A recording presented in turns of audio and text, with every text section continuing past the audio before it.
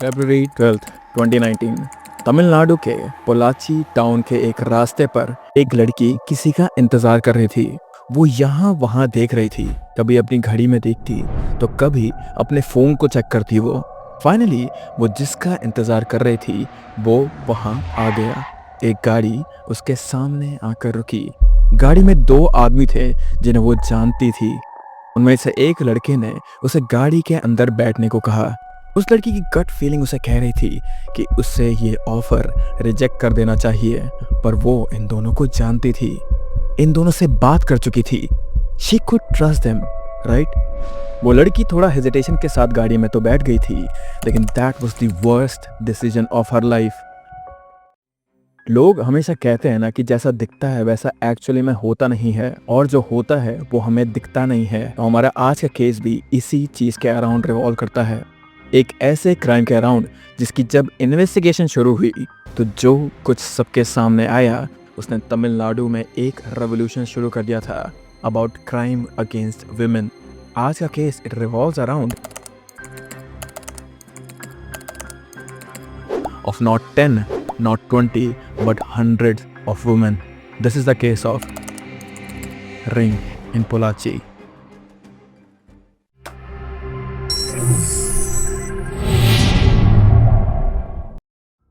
February 12th, 2019 Tamil Nadu के Coimbatore city के Pollachi town में एक 19 साल की लड़की बस स्टॉप के पास खड़ी अपने दोस्त का इंतजार कर रही थी।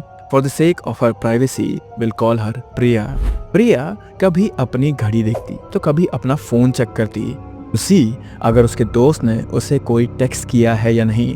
फाइनली वो जिसका इंतजार कर रही थी वो वहाँ आ गया। एक गाड़ी उसके सामने आकर रुकी। गाड़ी की विंडो नीचे होती है और अंदर बैठा इंसान उसे हाय कहता है। ये जो इंसान था जो गाड़ी ड्राइव कर रहा था उसका नाम था सबरी रंजन। प्रिया उसे जानती थी, इसी का तो वो कब से इंतजार कर रही थी। और उस इंसान के बगल में जो दूसरा शख्स बैठा था उसका नाम था थिरुन अवुकरसु, और वो भी प्रिया का दोस्त ही था। सबरी रंजन ने प्रिया को गाड़ी के अंदर बैठने के लिए कहा, बट प्रिया के दिल में उस टाइम पे एक feeling I. You know that feeling, जब हमें किसी सिचुएशन में या फिर किसी इंसान के साथ कुछ ऐसी इंट्यूशन आती है वेयर वी फील लाइक कि कुछ ना कुछ तो यहाँ पे गड़बड़ है, या फिर this thing is not right for us, जिसे अगेन गट फीलिंग या फिर इंट्यूशन कहते हैं। And most of the time ये फीलिंग सही होती है। तो प्रिया को भी वही फील हो रहा था, पर ये चीजें अननोन जगह पर, अननोन सिचुएशन में, अननोन लोगों के साथ फील होती है। अपने नोन लोगों के अराउंड, अपने फ्रेंड्स के अराउंड, अपनी नोन सिचुएशन के अराउंड हमें कभी भी ऐसी फीलिंग नहीं आती है, और अगर कभी हमें ऐसी गट फीलिंग आती भी है तो वी जस्ट इग्नोर इट। तो इसीलिए प्रिया ने भी वही किया, she just ignored this thing, क्योंकि ये उसके दोस्त थे। नाउ प्रिया और इन आदमियों की दोस्ती कुछ महीने पहले सोशल मीडिया पर ही हुई थी, और इनमें से एक आदमी के साथ इसकी दोस्ती काफी ज्यादा अच्छी हो गई थी, और वो था खुद सबरी रंजन। ऑन February 12th वो सबरी रंजन ही था जिसने प्रिया को कॉल करके मिलने के लिए बुलाया था, ये कहकर कि उसे उसके साथ कुछ इम्पोर्टेंट बात करनी है, and it could only be done face to face. लेकिन उस आदमी ने प्रिया को ये नहीं बताया था कि उसके साथ थिरुन अवुकरसु भी आएगा। जब सबरी रंजन उसे गाड़ी के अंदर बैठने के लिए कह रहा था, वो भी तब जब गाड़ी में एक और शख्स भी था। प्रिया को ये गट फीलिंग आई कि समथिंग हियर इज रॉन्ग, लेकिन वो दोनों उसके दोस्त थे, right? She could trust them, right? तो इसीलिए प्रिया अपनी गट फीलिंग को इग्नोर करके इस गाड़ी के बैक सीट में बैठ गई, और इस वक्त पर सबरी रंजन प्रिया के साथ बैक सीट में बैठा हुआ था। इस पॉइंट पे गाड़ी थिरुन अवुकरसु चला रहा था। थोड़ी देर तक वो तीनों एक दूसरे से नॉर्मल बातें कर रहे थे, पर थोड़ा गाड़ी आगे बढ़ाने के बाद थिरुन अवुकरसु ने गाड़ी को रोका, और जैसे ही वहां पर गाड़ी रुकी दो और आदमी अब गाड़ी में अंदर बैठने के लिए आ गए थे। And just to be clear, इस पॉइंट पे गाड़ी के अंदर 5 लोग मौजूद थे। ड्राइविंग सीट पर थिरुन अवुकरसु, उसके बगल वाली सीट पर एक स्ट्रेंजर, और बैक सीट पर एक विंडो की तरफ Sabari Ranjan, Priya in the middle, and besides Priya एक और स्ट्रेंजर था।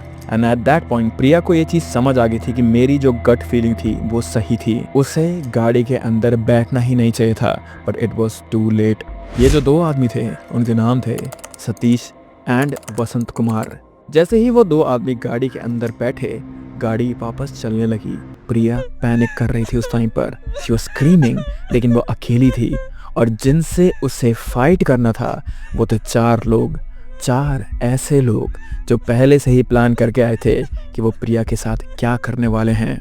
ना जब प्रिया को रियलाइज़ हुआ कि उसके साथ कुछ बुरा होने वाला है और जैसे ही वो चिल्लाने लगी, उन्होंने प्रिया को फोर्सफुली पकड़ा और उसे फोर्सफुली करा। उसने अपने गले में एक सोने की चेन पहनी थी, तो उन लोगों ने वो सोने की चेन भी निकाल दी और फिर बारी बारी से इन लोगों ने प्रिया को करा। और जब ये सब कुछ हो रहा था तो उनमें से एक आदमी ये सब कुछ अपने फ़ोन में रिकॉर्ड कर रहा था और वो ये सब कुछ रिकॉर्ड कर रहे थे फ्यूचर के लिए, ताकि फ्यूचर में वो इस वीडियो को ब्लैकमेल जैसे यूज़ कर सकें और फिर प्रिया से सेक्सुअल फेवर्स और मॉनेटरी फेवर्स भी मांग सकें। And Priya would have to say yes, क्योंकि आज भी सोसाइटी में जब भी किसी लड़की के साथ कुछ ऐसी ह्यूमिलेटिंग चीज़ होती है फिर उसका होता है तो गलती ज़्यादातर टाइम पे लड़कियों की ही मानी जाती है। और इसी शर्मिंदगी से बचने के लिए Priya will have to say yes जब भी ये लोग उसे ब्लैकमेल करेंगे। So that is why Priya had no choice but to do what these mens were asking from her. Now इन्होंने प्रिया को पूरा करा और इतना सब कुछ करने के बाद इन्होंने बीच में गाड़ी रोकी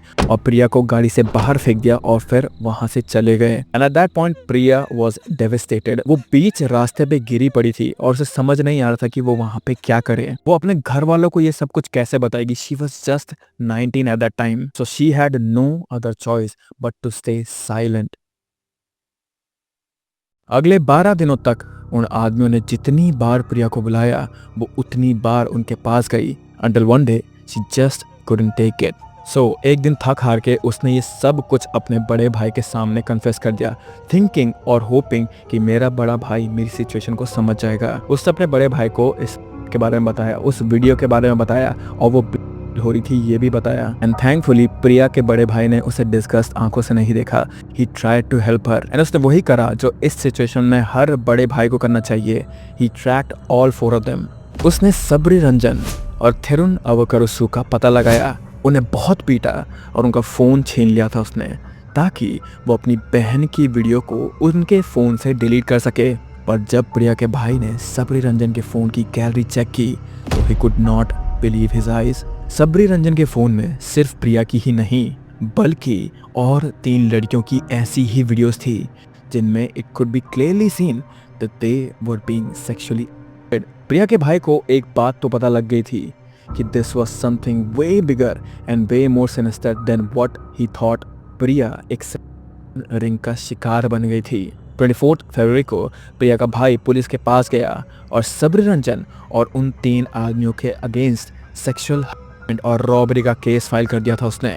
इन्वेस्टिगेशन जब शुरू हुई तब पता चला कि इस रिंग में और भी कई आदमी शामिल थे और प्रिया जैसी कई लड़कियों को ये गैंग इसी तरह ब्लैक कर चुका था पहले भी। नाउ थैंकफुली पुलिस ने जल्दी से इन चारों को पकड़ा और सबसे पहले उन्होंने उनके फ़ोन चेक करे। उनके फ़ोन चेक करने के बाद पुलिस को उनमें कई सारी ऐसी वीडियोस मिली जिनमें अलग अलग कई सारी लड़कियां थी जिनके साथ सेम करा गया था प्रिया की तरह। और ये सारी की सारी वीडियोस 2016 से 2018 तक ली गई थी। जब उन विक्टिम्स की आइडेंटिफिकेशन करी गई तो ये पता चला कि अलेजिडली इन टोटल 200 लेडीज इस सेक्सुअल रिंग की विक्टिम्स बन चुकी हैं। उनमें से कुछ स्टूडेंट्स थी, कुछ टीचर्स थी, कुछ डॉक्टर्स तो कुछ नर्सेज। इनके विक्टिम्स ज़्यादातर लोअर सोशो इकोनॉमिक बैकग्राउंड से बिलोंग करते थे because it is safer for them to threaten them. इन वीडियोज़ में ऑलमोस्ट सभी लड़कियां इन आदमियों से प्लीड करती हुई रोती हुई सुनाई दे रही थी। But these men they did not care. इन सभी विक्टिम्स को ये गैंग करता था और इनसे सेक्सुअल और फाइनेंशियल फेवर्स मांगे जाते थे। लेकिन ये लोग या फिर ये गैंग आखिर विक्टिम्स को लूर कैसे करते थे और क्या थे इनके फुल फ्लेज्ड मेथड्स इन लड़कियों को ऐसे झांसा देने के लिए। नाउ ये जो गैंग था ये सोशल मीडिया पर फेक प्रोफाइल यूज करके अलग अलग लड़कियों को झांसा देते थे, उनसे बातें करते, उनसे फ्लर्ट करते और काइंड ऑफ कभी कभी उनके साथ रिलेशनशिप में भी आ जाते थे। एंड मोस्टली जो इन लड़कियों को कांटेक्ट करता रहता था वो था सबरी रंजन। वो इन लड़कियों से अगेन उनके साथ रिलेशनशिप में आने के लिए या फिर उनसे फ्लर्ट करते हुए मीठी मीठी बातें करता था और उन लड़कियों को अपने पास मिलने के लिए बुलाया करता था। मिलने के लिए जो लोकेशन डिसाइड की जाती थी वो या तो बहुत ही ज़्यादा आइसोलेटेड जगह में होती थी या फिर एक फार्म हाउस होता था जो इन चारों में से या फिर इनके गैंग में से किसी एक का ही फार्म हाउस था। मैं बार बार गैंग इसलिए बोल रहा हूँ यहाँ पे क्योंकि बाद में पता चला था कि 4 से ज्यादा लोग थे इसमें इन्वॉल्व। एंड जैसे ही वो लड़कियां सबरी रंजन के जाल में फंस जाती थी, उस जगह पे आती थी, तो उनके साथ हमेशा जबरदस्ती ही की जाती थी और जबरदस्ती करते वक्त उन्हें रिकॉर्ड किया जाता था। एंड इन सम केसेस जो लड़कियां कंसेंशुअली सबरी रंजन के साथ या फिर उसके जो बाकी के दोस्त थे उनके साथ फिजिकल कांटेक्ट करती थी या फिर फिजिकल इन्वॉल्वमेंट करती थी, तो उन्हें भी ये गैंग चुपके चुपके रिकॉर्ड कर देता था। And they had no idea कि उनके साथ यहाँ पे क्या हो रहा है। और फिर इन्हीं वीडियोस का इस्तेमाल करके इन गैंग ने इतनी सारी लड़कियों को अपना विक्टिम बनाया। The court in Coimbatore an hour ago has convicted all the 9 men accused in this case. They've been found guilty of gang and repeated of women. And these men had at that point in time sexually assaulted these young women, including a young college student. Video recorded the act and paid them for repeated sexual abuse. ना हो, जैसे मैं पहले भी gang बोल रहा था, तो पुलिस को भी पहले ऐसे ही लग रहा था कि इस एक्सटॉर्शन जो भी ये चीज़ें हो रही, जो भी ये रिंग है, इसमें सिर्फ 4 लोग इन्वॉल्व हैं। लेकिन फर्दर इन्वेस्टिगेशन के बाद पता चला कि इसमें 5 लोग और इन्वॉल्व थे, जिनमें से एक पॉलिटिक्स में भी इन्वॉल्व था। और जैसे ही ये बात पता चली कि एक आदमी इनमें से पॉलिटिक्स में इन्वॉल्व है, ये केस लाइमलाइट में आ गया। टोटल 9 लोग इस रिंग को चला रहे थे। सबरी रंजन जो एक सिविल इंजीनियर है और जो लड़कियों को कांटेक्ट करा करता था, थिरु अवाकरुसु जो एक फाइनेंशियर है, सतीश जिसका पोलाची में कपड़ों का शोरूम था, अरुण कुमार जो सतीश का पार्टनर था, वसंत कुमार जो थिरु अवाकरुसु को असिस्ट करता था, अरुला नंथम जो पोलाची में AIADMK की तरफ से स्टूडेंट विंग्स का सेक्रेटरी था और जिसे अरेस्ट होने के अगले ही दिन पार्टी से निकाल दिया गया था, बाबू और मानी जो और जॉब्स किया करते थे, और हेरोनिमस पॉल जो अपने फादर के बिजनेस में इन्वॉल्व था। All 9 of them were arrested. पर पुलिस के सामने अब एक और बड़ा टास्क था, विक्टिम्स का इन 9 लोगों के अगेंस्ट गवाही देना। और उसके लिए सबसे पहले पुलिस को विक्टिम्स को आइडेंटिफाई करना था। Now using digital tools, police ने इन वीडियोस में से कई सारे विक्टिम्स को आइडेंटिफाई भी करा और फिर उन्हें अप्रोच करा, but a lot of them just denied giving a statement, क्योंकि ये केस बहुत सारे तमिलनाडु के न्यूज़ चैनल में कवर हो रहा था। तो पहला रीज़न तो ये था कि बहुत सारे न्यूज़ चैनल इस चीज़ को कवर कर रहे थे। दूसरा रीज़न उनका ना गवाही देने का ये था कि अगर वो गवाही देते भी तो इस चीज़ का कोई भी प्रूफ नहीं था कि उनकी आइडेंटिटी को छुपा कर रखा जाए, और वो ये चीज़ नहीं चाहते थे कि उनकी आइडेंटिटी रिवील हो जाए और समाज में उनकी इज्जत गिर जाए। और कहीं ना कहीं उनका ये डर जायज भी था, क्योंकि ऐसा कुछ इस केस में हुआ भी था। एक पुलिस ऑफिसर ने मीडिया को इस केस के बारे में एड्रेस करते हुए गलती से उस 19 साल की लड़की का नाम बता दिया था, which we have said Priya in my video. उसका रियल नेम, उसके भाई का नाम और उसके कॉलेज का नाम इस पुलिस वालों ने रिवील कर दिया था मीडिया के सामने, which is against the Indian law. और ये चीज जब बाकी विक्टिम्स को पता चली तो दे गॉट रियली स्केयर्ड। सो इसीलिए पुलिस को पता था कि विक्टिम्स को सामने लाना was going to be a very difficult task for them. पर पुलिस ने हार नहीं मानी। उन्होंने विक्टिम्स की काउंसलिंग करी ताकि वो अपने ट्रॉमा को हैंडल कर सके। And then some of the victims came forward. Total 8 victims इस केस में आगे आई थी और कई सारे विटनेसेस भी थे। अब पुलिस के पास डिजिटल एविडेंस तो था ही, वो भी कुछ छोटा मोटा नहीं, करीबन 400 आइटम्स ऑफ इलेक्ट्रॉनिक, जिनमें सोशल मीडिया के चैट्स और असॉल्ट की वीडियोस थी, 200 डॉक्यूमेंट्स, 8 सर्वाइवर्स की टेस्टिमनी भी थी और 48 विटनेसेस थे who did not turn hostile in court. ये अब एक सॉलिड केस बन चुका था और गुनहगारों का बचकर निकल जाने का कोई भी चांस नहीं था इसमें, क्योंकि मीडिया कोर्ट के अंदर हो रहे हर एक चीज को आम जनता के सामने पेश कर रही थी। And the people of Tamil Nadu and India had enough of such crimes being committed against their daughters, sisters, wives and mothers.